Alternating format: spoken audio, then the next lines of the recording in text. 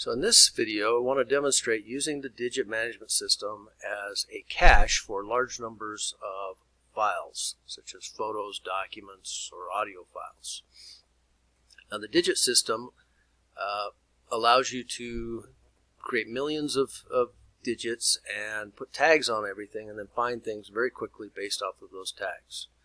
Now a traditional caching system in a file system, you can associate metadata with files, like using the file name or a folder path or using extended attributes. But looking things up based off of extended attributes is very slow. We wanted a system that was much faster. So for example, here I've got a bunch of JPEG photos. I can pull one up and you can see the tags I attached to this thing. We can find things based off of, here's all the JPEGs with a Microsoft Office folder tag in them. There happen to be 174 out of the 136,000 digits in this system. We can find those very, very fast. To demonstrate larger numbers of files, we'll come over here to a new pod that has no digits in it, and let's create a bunch of them.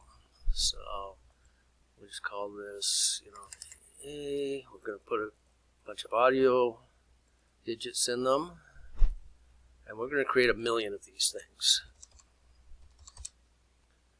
And we will put a random number of tags, up to 8 tags on each one, and maybe we specify 100 unique values. So this is going to create 1 million 0-byte audio files and associate between 1 and 8 tags to each one. So if I come over here now to my query and look up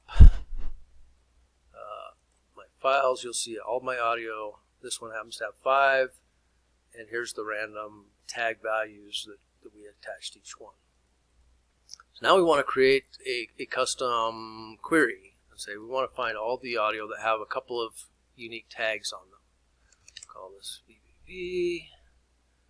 We're going to look for audio files, and we're going to pick a couple of those tags. So we come down to my demo, we pick one at random, also pick one at random, add that, pick another one, down, pick that one. So now this query is going to find every audio file that has these 2 tags attached to them. Click OK. And you'll see that of our 1 million files, we have 29 of them that happen to have those 2 values that we specified. Sure enough, every one of these will have both of those values associated with them. We can monitor how fast that takes by simply, we'll put it on a different, hit the monitor, hit the query, and then go look at our markers and see that took 162 milliseconds to find those files among the 1 million.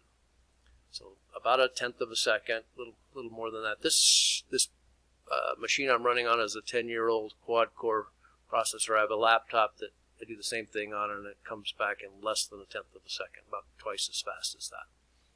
You can see that we can put large numbers of files in there, put tags on things, and find things based off those tags very quickly.